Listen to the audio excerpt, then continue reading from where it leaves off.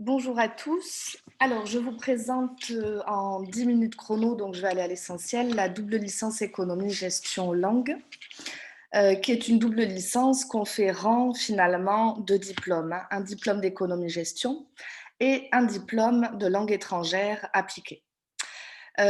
Pour ma part, je vais surtout vous parler de la licence économie-gestion, oui, parce que le département de langue enseigne la partie LEA. Donc, les étudiants sont répartis entre la faculté d'économie et la faculté de langue. En économie, plusieurs objectifs sur les 3 années de licence, sillonner les différentes disciplines du champ de l'économie et pour la partie département de langue, les disciplines des langues étrangères appliquées. Valence a 3 langues étrangères qu'elle propose, donc l'anglais qui est obligatoire et ensuite les étudiants font le choix entre l'espagnol et l'allemand. Le deuxième objectif est de maîtriser les outils de l'analyse économique. Donc, je reviens à la partie économique de la double licence. Vous aurez beaucoup de matières à mathématiques avec des statistiques, de la formalisation, de l'abstraction mathématique, mais aussi des matières à dissertation avec de l'argumentation. Côté LEA, effectivement, on vous demandera de maîtriser deux langues, l'anglais forcément et l'espagnol ou l'allemand. Au niveau du programme, je vais m'en tenir à la première année parce que vous aurez le temps derrière de voir les programmes de deuxième et de troisième année. Vous voyez que vous avez un bloc économie et un bloc langue. Donc, dans le bloc économie, vous avez des matières d'économie, mais pas tout le programme de la licence économie-gestion. Sinon, vous n'auriez plus le temps de suivre le programme de la licence LEA. Donc, on vous garde les matières jugées fondamentales en économie-gestion. Vous aurez donc l'analyse économique où vous êtes dans dans l'amphithéâtre avec les autres étudiants de la licence économie-gestion. L'analyse économique, c'est l'histoire des grands auteurs, des grands débats en économie qui sont demeurés les mêmes au XVIIIe siècle et aujourd'hui. Le commerce international, le chômage, l'intervention de l'État, etc. Donc, vous voyez qu'il y a beaucoup de théories. Les questions économiques contemporaines viennent appliquer l'analyse économique aux problématiques actuelles. Que pensent les différents économistes des problématiques actuelles du chômage, du commerce international, de l'immigration, etc. Vous avez ensuite des matières qui relèvent plus des compétences transversales, notamment la méthodologie. Vous voyez bien sûr l'introduction à la gestion avec les grandes stratégies des entreprises, les compétences numériques et les mathématiques.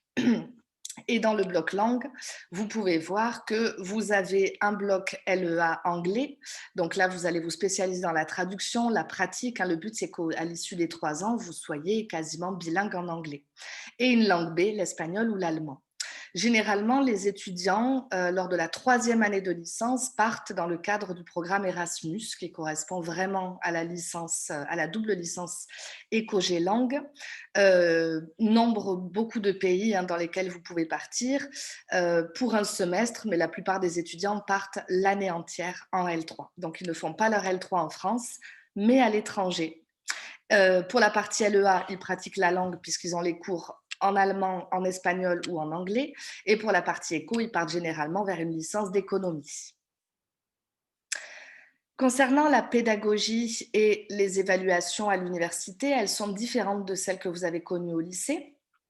Les matières, la plupart des matières, vraiment 90%, se divisent en 2 types de cours. Les cours magistraux où vous êtes en totalité avec l'ensemble de la promotion en amphi, vous êtes à peu près 150 en L1, une centaine en L2, à peu près 80 en L3. On a des étudiants qui partent en L3, dont les doubles licences éco-G langue qui partent à l'étranger, mais aussi à l'extérieur, l'IAE, école de commerce, etc., ou d'autres universités. Donc, la plupart des cours sont divisés avec ces cours magistraux où vous prenez des notes et vous écoutez l'enseignant. Et pour l'autre partie, vous êtes comme au lycée en groupe restreint. Donc, l'amphi est divisé en classes de 30 à peu près, 27-30. Et vous appliquez le cours magistral en TD. Donc, ça peut être des exercices à la maison, ça peut être des exposés, des petits contrôles en classe. En gros, là, maintenant, c'est vous qui êtes actif dans votre apprentissage. Comme il y a 2 types de cours pour une matière, il va y avoir 2 types d'évaluation. Je passe à la colonne de droite. Une évaluation du cours magistral qui a lieu sur les 2 sessions annuelles d'examen, en décembre et à peu près en avril-mai. Cette note constitue, selon les années, à peu près la moitié de la note finale à la matière. et une évaluation de TD par contrôle continu, c'est-à-dire plusieurs notes dont on fait la moyenne pour avoir la note de contrôle continu et qui compte à peu près également pour la moitié de la note à la matière. Donc pour toute matière, vous allez avoir à peu près la moitié constituée par la note de l'évaluation du CM et constituée par la note de l'évaluation du TD. Au niveau des poursuites d'études et insertion professionnelle, beaucoup d'étudiants continuent dans la partie économie et dans la mesure où ils sont bilingues, ils font valoir cette compétence dans leur candidature. Beaucoup d'étudiants font des masters à l'étranger et puis d'autres restent à la faculté d'économie de Grenoble et partent derrière pour davantage leur travail. Donc, au niveau des poursuites d'études, beaucoup de masters à l'université d'économie. Vous voyez sur la colonne de gauche que vous avez les masters 1, c'est-à-dire la première année de master après la licence, et ces master 1 débouchent sur plusieurs master 2. Donc, vous êtes nombreux, par exemple, en master 1 économie des organisations, et puis à l'issue de la première année, vous vous divisez en 4 promotions différentes pour la deuxième année, pour le M2. Donc, vous pourrez regarder tranquillement les différents masters en mettant pause sur la vidéo. Pour les débouchés professionnels, la première chose à savoir, c'est qu'à la fac, vous allez acquérir pas mal de compétences dont vous n'êtes pas toujours conscient, donc je préfère les nommer. Vous allez être autonome dans votre travail puisque vous êtes moins suivi que dans d'autres établissements d'enseignement supérieur, donc vous allez développer beaucoup d'autonomie, ce qui est très apprécié des entreprises. Beaucoup d'entreprises qui prennent des étudiants en stage apprécient l'autonomie des sortants de la fac. Beaucoup d'adaptation. Vous êtes capable de vous adapter à différentes attentes au niveau des enseignants, au niveau des matières. Vous allez apprendre à gérer le stress et l'incertitude parce que vous avez 2 sessions d'examen annuelles, ce qui peut être assez stressant. Donc, au fur et à mesure des années, vous apprenez à vous organiser, à gérer ce stress. Vous allez beaucoup travailler en groupe, exposer, travaux à rendre, etc. Donc, vous allez apprendre le travail d'équipe et la gestion des conflits. Vous aurez du recul sur l'information puisqu'on vous demandera beaucoup de recherche personnelle. Vous saurez argumenter de manière structurée, ce qui vous permet de tenir de bonnes réunions. Derrière, les étudiants nous disent: j'ai appris à avoir un ordre du jour à ma réunion, à structurer mes propos. Vous allez formaliser pour ceux qui aiment bien la formalisation, c'est-à-dire l'abstraction mathématique et qui veulent se diriger vers des masters à consonance plus logico-mathématiques.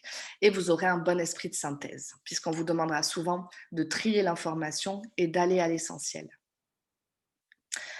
Enfin, je passe aux débouchés professionnels qui sont aussi variés que les spécialités que vous avez pu voir en master et que vous pourrez revoir en mettant pause sur cette vidéo.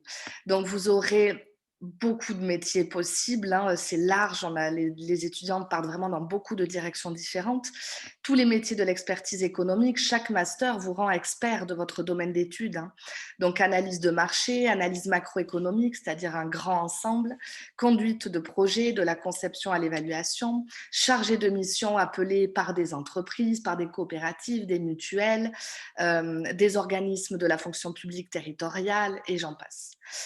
Deuxièmement, les métiers de la gestion d'entreprise et de la banque, puisqu'on a des masters spécialisés dans la gestion.